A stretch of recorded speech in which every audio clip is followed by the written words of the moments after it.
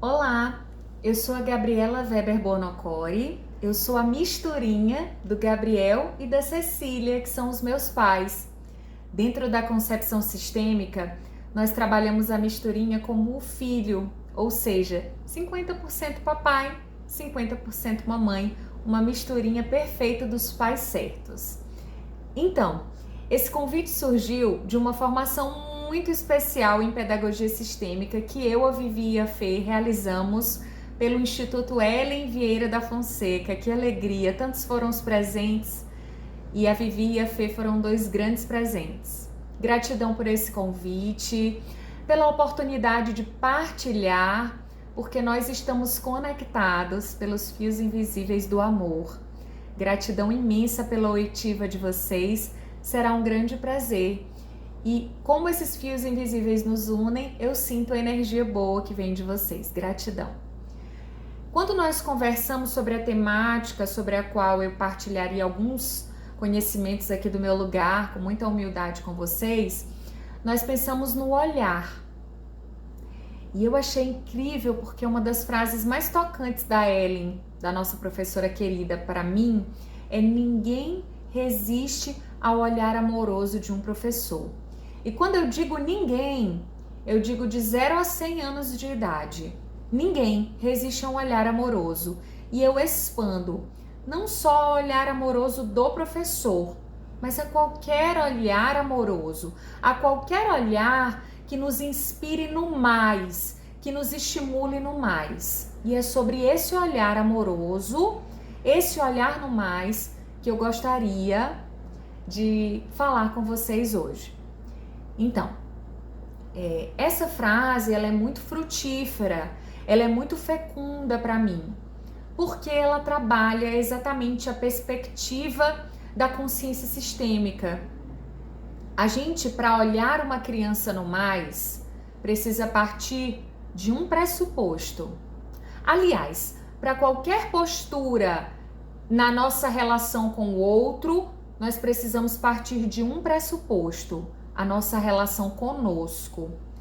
Como está, professora, a sua relação com você hoje?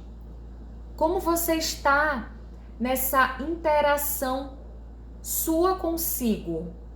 Existe amor? Existe um olhar amoroso? Ou existe uma criticidade muito grande? Pensando sobre isso, pensando acerca disso, qualquer olhar para o outro parte de um olhar para mim. Então esse mergulho, e aí eu trago à memória o mergulho que nós tivemos com a Vivi e com a Fê, que eu super recomendo. Esse mergulho, ele é em nós mesmos. Como eu torno, Gabriela, a minha sala de aula mais leve? O meu ambiente escolar, se eu atuo como coordenador, como diretor, mais leve? Eu preciso me olhar. De onde parte esse peso? Por que trabalhar em algo que eu gosto? E normalmente os professores amam ensinar. Por que trabalhar em algo que eu gosto é tão pesado para mim? Aí vem uma nova pergunta. Professores gostam de perguntas, né? Vem uma nova pergunta. Eu estou no meu lugar de professor? Eu me contento em ser apenas o professor? Apenas o coordenador? Apenas o diretor? Ou eu me coloco no lugar de pai dessa criança, desse jovem? Eu julgo esses pais, eu me sinto melhor que eles, e daí eu vou numa tentativa legítima de salvar, de cuidar melhor, de ensinar esses pais a maternar e a paternar. Pessoal, os pais dos nossos alunos são os pais certos para eles, isso mesmo. Aquele papai e aquela mamãe que formam aquela misturinha que entra na sua sala de aula para aprender com você são os pais certos. Eles são os pais certos. Se não fossem eles, aquele seu aluno não seria ele, seria outro. Nós somos biologicamente os nossos pais. Nós não simplesmente nos parecemos com eles, como diz um professor meu. Nós somos os nossos pais. Nós trazemos carga genética dos nossos pais e isso os torna os pais certos, não perfeitos, porque eles são um homem e uma mulher, imperfeitos como todos nós, mas eles são os pais certos na medida em que eu sou constituída por eles e eles disseram sim à minha vida. Então, quando nós nos colocamos numa posição superior à dos pais dos nossos alunos, que chegaram primeiro à vida deles porque deram a vida para eles, nós pesamos. Fica pesado lecionar, ensinar, transmitir, se você se julga superior a quem deu a vida para os seus alunos.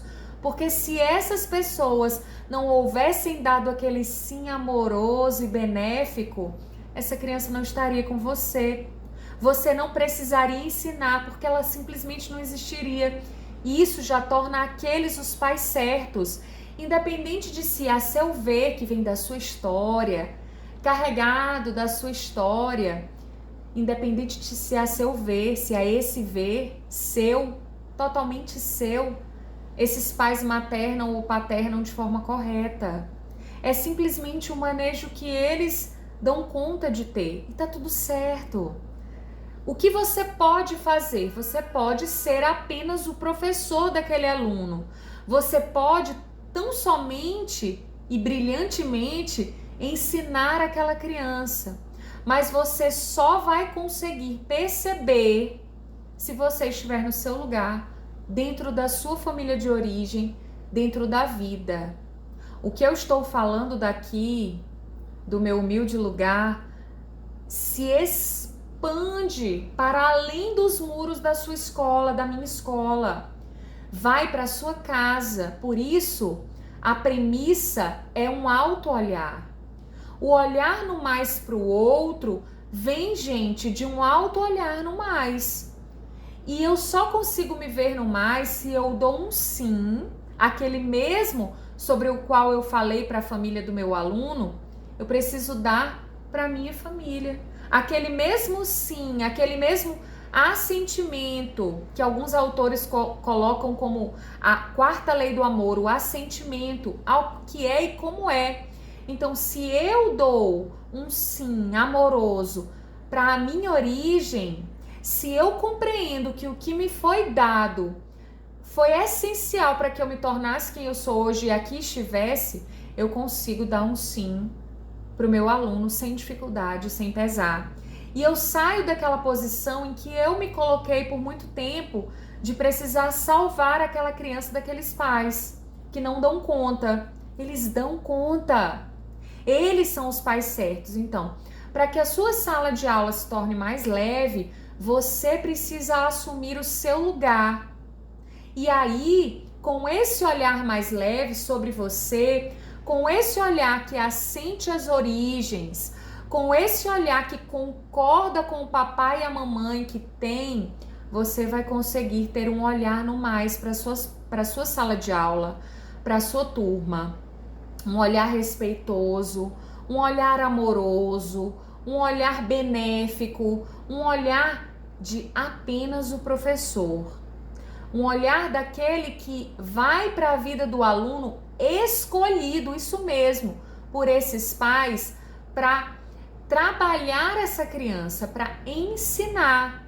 É claro que nós precisamos, para que isso dê certo, olhar na mesma direção, que é a felicidade dessa criança, que é a aprendizagem dessa criança, que é a mais simbólica aprendizagem que nós pudermos proporcionar para ela. Mas cada um precisa estar no seu lugar.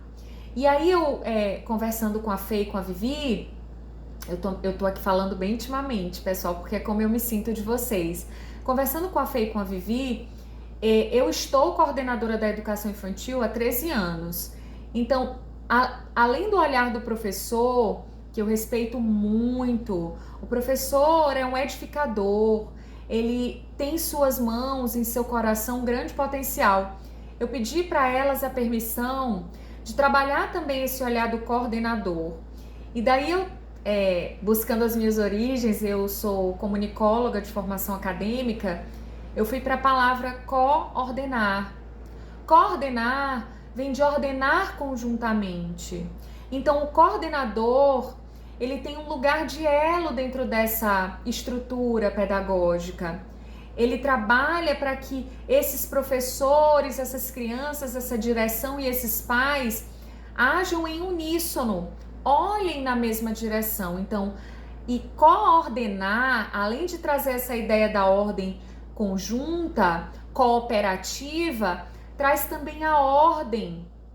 Traz a ideia da ordem, ressoa novamente a ordem.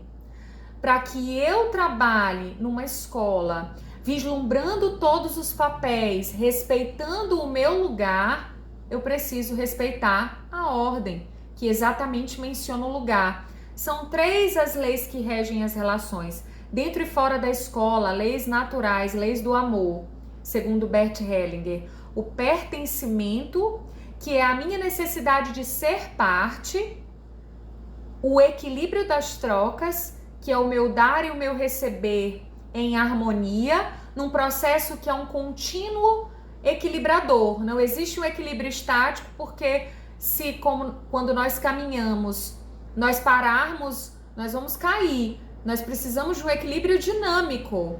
Então nós vamos em marcha. É o que acontece no processo de equilibração do dar e do receber. É um processo contínuo. Ele não para, porque senão as relações se desestruturam também. Então a gente vai sempre buscando essa equilibração. E a terceira lei do amor é exatamente a ordem. O que a ordem traz? A ordem é exatamente a capacidade de se colocar no seu lugar, de aceitar o seu lugar. Quem eu sou? Eu sou o coordenador? Maravilha. O que eu preciso fazer desse lugar?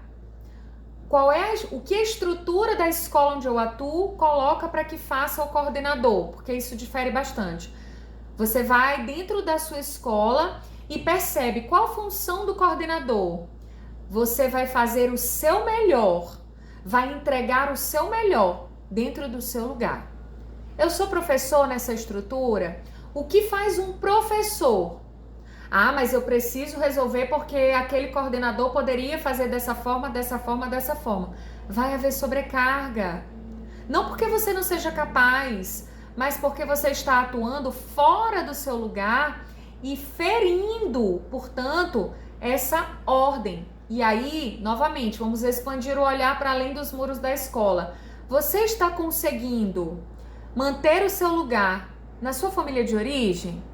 Você está dando um sim para aquela família ou você sente que precisa salvar o seu papai? Sente que precisa aconselhar a sua mamãe? Pessoal, aqui nós estamos falando de uma concordância e de um lugar, mas não é que você precise se omitir, não é que você precise lançar mão de um olhar que vá fazer com que você se omita, não é isso. Você se disponibiliza, se dispõe dentro da sua família, mas respeitando o seu lugar de pequeno. Você é sempre pequeno diante dos seus pais. E não entendam também pequeno como algo pejorativo, não é o lugar. Nós nascemos depois dos nossos pais e nós viemos de um sim deles, tanto quanto os nossos alunos, que são crianças. Então nós precisamos compreender o nosso lugar. Se nós estamos na postura de salvador e tá tudo certo, dentro da nossa família, nós vamos adotar naturalmente uma postura de salvador dentro da escola. Isso gera sobrecarga, dor nas costas, dificuldade, às vezes dor no estômago, vem numa sintomatologia física. Então pode vir numa questão espiritual, numa questão de você não se sentir bem, de sentir o peso emocionalmente falando. Então, tudo isso precisa ser visto, ser percebido, ser sentido. É uma comunhão entre a razão e o coração. Nós precisamos perceber os sinais que o nosso corpo emite de que nós podemos sim estar fora do nosso lugar. Gente, e a caminhada não nos garante que nós vamos estar sempre no nosso lugar. É uma consciência que a gente constrói dia a dia, é um construto diário, é uma aprendizagem contínua. Nós estamos em processo, só o imperfeito evolui, como diz Bert Hellinger. Então nós vamos sempre estar nesse processo, nesse caminhar. Para nós, é claro, percebermos, nós já vamos tendo a consciência, nós já vamos percebendo, e isso nos garante uma retomada mais rápida dessa postura sistêmica, que é exatamente estar no seu lugar, dar um sim para suas origens e exercitar isso em qualquer lugar que você estiver. Não é só na sala de aula, não é que você vá adotar, peraí, agora eu vou adotar a postura sistêmica, agora não. É uma coisa que vai te atravessar, como diz a professora Ellen Vieira da Fonseca. Você é atravessado pela postura sistêmica. Você é tocado num nível tal que você não consegue mais se dissociar. Não é algo que você vista e tire. Você se torna imbuído dessa postura e é ela que vai te favorecer um olhar no mais. Gabriela, então, o que você falou é que o olhar no mais vem de um alto olhar no mais. Um sim para o aluno, para a família dele, para a maneira de maternar e de paternar daquele pai, daquela mãe, vem de um sim para você. Se olhe, se perceba, se dê um olhar no mais, solte o chicotinho das críticas, das autocríticas, solte o chicotinho do perfeccionismo. Você pode caminhar mais leve sim.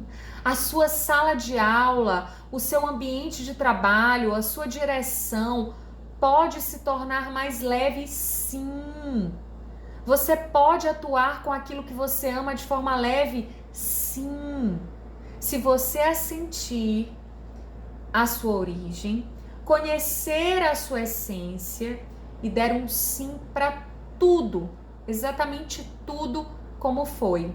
A partir daí você ganha a força da sua origem, do seu papai, da sua mamãe, da sua misturinha, para que você siga adiante. E aí as transformações acontecem porque houve uma mudança de chavinha em você, professor. E daí fica fácil, fica leve, fica natural, porque você está imbuído da postura sistêmica, que você expanda esse olhar para o seu aluno, para o seu professor, para o seu diretor, que você consiga expandir esse olhar no mais. E aí sabe o que acontece com as crianças? Elas vêm até você, elas se sentem convidadas pelo seu movimento amoroso, respeitoso e honroso, porque ninguém resiste a um professor que ame seus pais, que concorde com os pais, que traga aqueles pais como certos. Sabe o que vai acontecer com a sua turma? A sua turma vai aprender mais e mais e mais e mais. A sua turma vai se abrir aos ensinamentos que você partilha, porque vai perceber que você está contente com o seu lugar de apenas o professor. E esse apenas não é pejorativo, é engrandecedor, porque você só quer o lugar que o papai e a mamãe daquela criança deram para você, de professor. Você não tem a pretensão de ensinar aqueles pais, você não tem a pretensão de tomar para si o dever de cuidar daquela criança como mãe dela ou pai. Você vai tão somente ensinar. E é aí que o ensinar ganha um encantamento. Como diria Maria Montessori, esse encantamento necessário para que a criança tenha curiosidade. E esse encantamento vem de um assentimento.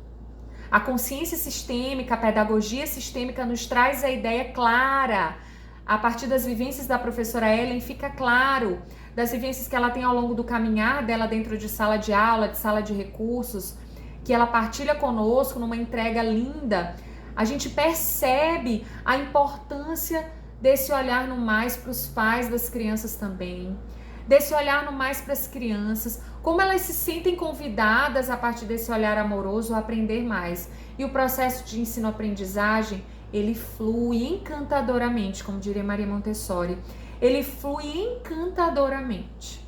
Não tem quem não consiga aprender com esse professor, que respeita, que inclui você do jeitinho que você é, que te dá um lugar para você existir do jeitinho que você é, com aquela origem que te é essencial, que compõe a tua essência. Então, quando um professor está na postura sistêmica, quando ele conhece as origens dele, assente quem ele é, o aluno se abre. O aluno fica encantado e o processo se torna fluido. Não requer esforço do professor, não requer peso, porque eu já conquistei o meu lugar. E eu já estou feliz com ele, sabe por quê? Porque eu já o assenti, eu já o tomei na minha vida. Então, pessoal, a grande chavinha está na sua mudança, na sua autopercepção, na percepção que você tem da sua origem, do assentimento que você dá para isso. É assim que nós, quer sejamos professores, quer sejamos administrativos, coordenadores, diretores, vamos dar um sim para os nossos alunos, vamos olhar para eles no mais, vamos inspirar, vamos fazer com que aquelas crianças queiram avidamente aprender conosco. Tudo isso vem de um sim amoroso. É simples, né? É extremamente simples, é incrível como é extremamente simples e profundo.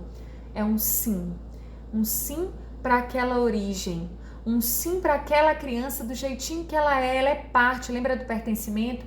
Ela é parte do jeitinho que ela é, com aquela família que ela traz, que é a família certa para ela, assim como a sua é a certa para você. Era isso, gratidão, espero que tenha ficado claro de todo o coração. Eu, meu papai e minha mamãe, honrosamente aceitamos essa missão, porque eles estão sempre comigo e são a minha força. Nós muito honrosamente aceitamos essa missão. Vivi fé e gratidão a vocês, ao sistema de vocês e a todos aqueles que estão aqui, que se abriram para esse chamado e que estão nos ouvindo. A vocês, aos papais e mamães de vocês, gratidão de todo o nosso coração. E que tenha ajudado, que tenha podido daqui do meu lugar ajudar vocês pelos fios invisíveis do amor. Gratidão.